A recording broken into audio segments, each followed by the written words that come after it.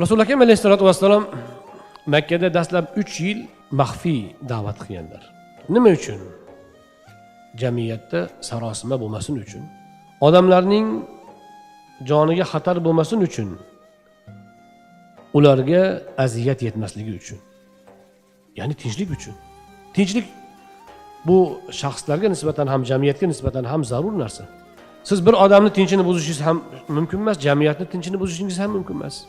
Hatto aytishdiki, shu sen Qur'on o'qiganingda, musulmonlar namoz o'qiganda biz odamlarimiz shu Qur'ondan ta'sirlanib ketib qolyapti. Ovozinglarni chiqarmanglar deb tahdid qilishdi.